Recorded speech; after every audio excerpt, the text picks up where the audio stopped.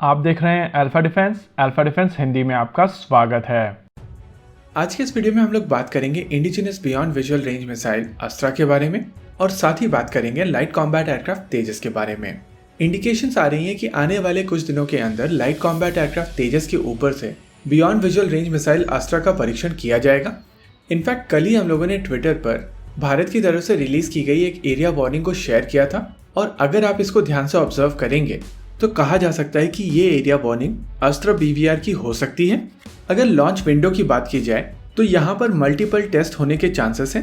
पहली area warning 24 मार्च की है जो सुबह 10 बजे से दोपहर के 2 बजे तक की है। दूसरी एरिया वार्निंग 25 मार्च की है, वो भी 10 बजे से लेकर 2 बजे तक की है। तीसरी एरिया वार्निंग 27 मार्च की है जो सुबह 10 बजे से लेकर 12 बजे तक की है। और चौथी एरिया वार्निंग 1 अप्रैल को है जो 3 बजे से 5 बजे के बीच में है। इन सभी एरिया वार्निंग्स के लिए जो मैप दिया गया है उसको आप अपनी स्क्रीन के ऊपर देख सकते हैं। और क्योंकि इस एरिया वार्निंग में 4 अलग अलग तरीके की विंडो दी गई हैं तो यहाँ पर चांसेस हैं कि यहाँ पर मल्टीपल फायरिंग्स की जाए।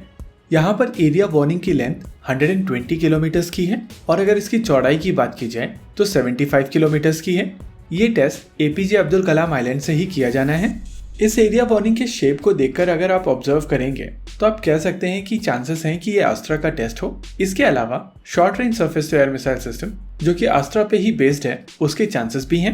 यहाँ पर extended range Pinaka multi barrel rocket launcher का टेस्ट भी हो सकता है। इंडियन आर्मी की रिक्वायरमेंट के लिए बनाई जाने वाली बराक 8 बेस्ड MR SAM का भी ये टेस्ट हो सकता है। साथ ही साथ आकाश NG के भी टेस्ट होने के चांसेस हैं। लेकिन जो लोग लाइट कॉम्बैट एयरक्राफ्ट तेजस की प्रोग्रेस को मॉनिटर करते रहते हैं उनको ये चीज पता है कि लाइट कॉम्बैट एयरक्राफ्ट तेजस पर जाने के लिए अस्त्रा के ग्राउंड ट्रायल्स पूरी तरीके से कंप्लीट कर लिए गए हैं। कुछ मिसाइल यूनिट्स भी फैब्रिकेट करके DRDO की तरफ से HAL को दे दी गई हैं। उस हिसाब से ये एरिया वार्निंग अस्त्रा के लिए हो सकती है और इस चीज के चांसेस काफी ज्यादा हैं। लेकिन अगर ये एरिया वार्निंग अस्त्रा के लिए नहीं है तो भी बहुत जल्द इसके टेस्ट होने वाले हैं क्योंकि इस मिसाइल सिस्टम के ग्राउंड ट्रायल्स कंप्लीट कर लिए गए हैं।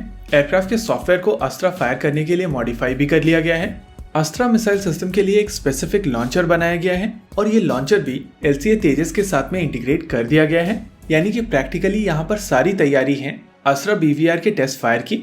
देश में निर्मित ये beyond visual range missile 110 kilometre की रेंज के साथ में आती है। फिलहाल ये मिसाइल सिस्टम भारतीय वायुसेना के Su-30 MKIs के साथ में ही इंटीग्रेटेड है, लेकिन आने वाले समय में दसों मिराज, MiG-29 और LCA तेजस के साथ में इस मिसाइल सिस्टम को इंटीग्रेट किया जाएगा। यानी कि कहीं ना कहीं ये मिसाइल सिस्टम भारतीय वायुसेना की मेन स्टे रहने वाली है।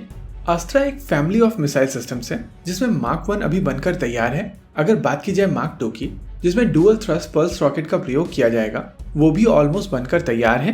माना जा रहा था कि इसकी टेस्टिंग पिछले साल कंप्लीट कर ली जाएगी, लेकिन जिस एयरक्राफ्ट के साथ में इस मिसाइल सिस्टम को इंटीग्रेट किया जाना था वो एयरक्राफ्ट ऑलरेडी भारतीय वायुसेना के पास में वापस जा चुका है और ऐसे में पेपर वर्क्स दोबारा शुरू किए गए हैं जिसके कारण ओवरऑल प्रोग्राम में डिले हो रही है। वहीं अस्त्रा का मार्क 3 वेरिएंट भी बनाया जाएगा जिसमें solid fuel ducted ramjet technology का प्रयोग किया जाएगा। अगर टेक्नोलॉजी डेमोन्स्ट्रेटर की बात की जाए तो वो कई बार टेस्ट किया जा चुका है और DRDO के एक ऑफिशियल डॉक्यूमेंट के हिसाब से जो फाइनल मिसाइल सिस्टम आने वाली है वो रेंज में लगभग 300 किलोमीटर के आसपास होगी। अस्त्रा का शॉर्ट रेंज वेरिएंट जिसमें इमेजिंग इंफ्रारेड सीकर का प्रयोग किया जाएगा वो भी आने वाले समय में बनाया जाएगा। वैसे अभी तक इस वेरिएंट को लेकर कोई ऑफिशियल कंफर्मेशन नहीं आई थी, लेकिन कुछ दिनों पहले मेरे हाथ इस मिसाइल सिस्टम को लेकर एक डॉक्यूमेंट लगा था और DRDO की इस ऑफिशियल डॉक्यूमेंट के हिसाब से अस्त्रा IR के ऊपर काम ऑलरेडी शुरू कर दिया गया है। ओवरऑल लाइट कॉम्बैट एयरक्राफ्ट तेजस के ऊपर अस्त्रा BVR का जाना भारतीय वायुसेना, इंडियन एविएशन इंडस्ट्री और इंडिया एज एन होल के लिए एक बहुत बड़ा अचीवमेंट होगा। इसी पॉजिटिव नोट पर आज के इस वीडियो में रखते हैं केवल इतना ही। वीडियो को अंत तक देखने के लिए धन्यवाद। देखते रहिए अल्फा डिफेंस। जय हिंद।